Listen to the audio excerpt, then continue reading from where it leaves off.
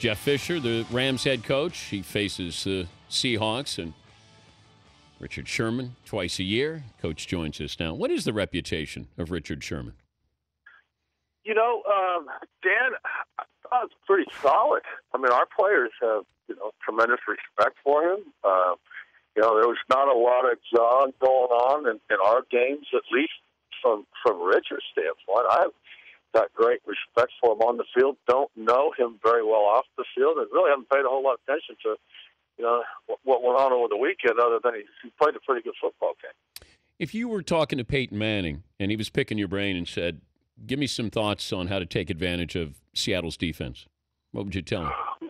Well, Seattle's defense, first off, you're going to have to use that Omaha hard count however many times you possibly can, because they can really get off, and you can slow them down. You got a neutral field, so you should be able to slow them down a little bit.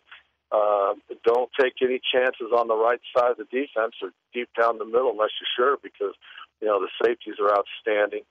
Sherman, obviously is a very good player with the ball, and you're going to have to get rid of it quick and use your run game. I mean, that's, I think, going to be the key. But I really think this game's going to come down to the other side of the ball and Russell and whether Russell, whether they can stay out of third down, because they ever gets them in third down and gets the ball back, which the odds are pretty good. In third down, your conversion rate declines based on down and distance. They get the ball back, get the ball in Peyton's hands, and that's going to be hard. You talked about the Omaha snap count. We've made fun of it here, but if I hear Peyton say Omaha, I know his next sound is going to be snapping the ball. How does that not help the defense? Well, I mean, it's not always going to be the next sound. It feels like that, though. Yeah, it's not. So that's the hard part. There's a hidden word in there before he goes to Omaha to alert his guys, and we're going to try to pull him offside here. But you're on the sidelines. Are you listening to what Manning says? No. I mean, I'm sure there's teams that will take these. They'll take the TV copies and they'll break things down and all the terminology, but he changes it all the time. That's the thing that makes him so good. And I've said this numerous times. It's like playing a video game. I mean, you're playing a computer, and you have to play honest, or he'll take advantage of it. He's just there's no one like him, and it's going to be a huge challenge for that defense, especially with his tempo. Yep, when you have tempo snap, obviously all eyes are on the weather, and we'll see how that goes. But if they can keep that tempo going, they're going to be hard to beat. Do you root for Seattle because they're in your division, or you don't root for them because they're in your division? I want to see a good ball game. How's that? I'm really happy for Pete and what he's done in a short period of time. Obviously, we're chasing them in the Niners, and so I'm kind of a little bit different as to who to pull for. I just want to see a real good ball game. He's Jeff Fisher, the Rams head coach, joining us, Dan Patrick Show. We've talked about replay, maybe having a central location for replay, talking about maybe getting rid of the extra point. You're part of the competition committee here, so let me start with the extra point. Give me the possibility, the real possibility, that going into next season, we will have just 2-point conversions, no extra point. I'd say probably very, very slim. This stems from the fact, Dan, that we really haven't met.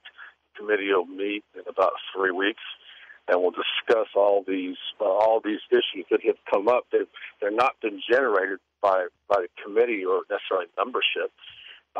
So I'm sure we'll discuss all these things we do every year, and then as we'll reconvene again in March, we'll discuss it further. But I think you're talking about that's a huge change in our ball game, and sometimes big changes like that take time, take at least a year of discussion. Would you be in favor of it?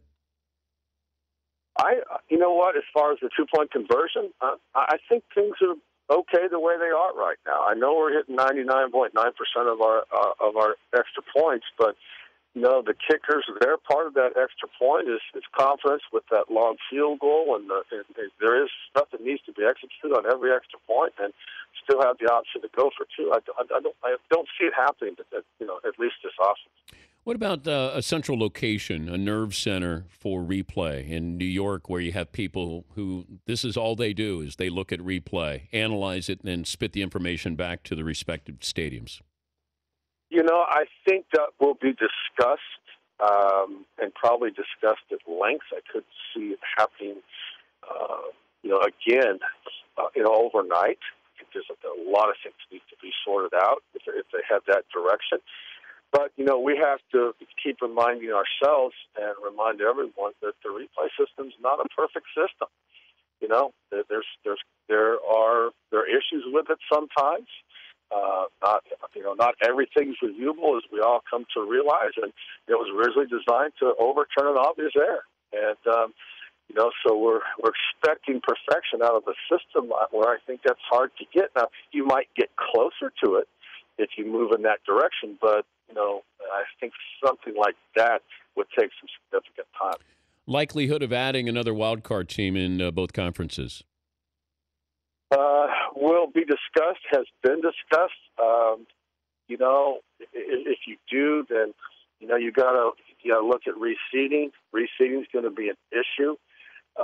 Just because we reward teams for winning the division, and if you add another wild card team, then reseeding's got to be a possibility. And then is it fair? Is it fair just to have one team with the week off?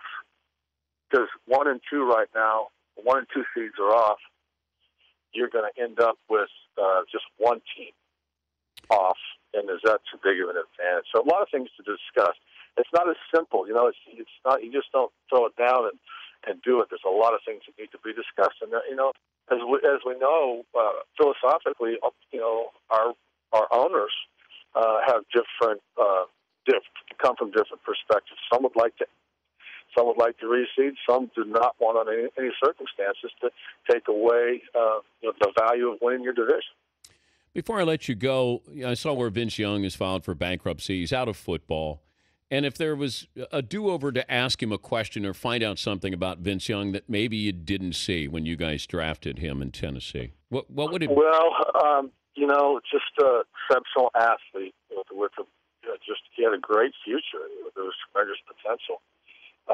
Tried numerous times to get him to realize that you can't live the lifestyle according to the amount of money you make, because the earning potential only lasts so long. And just believe me, there were numerous conversations and recommendations to him, but he just never paid much attention to it. It's unfortunate.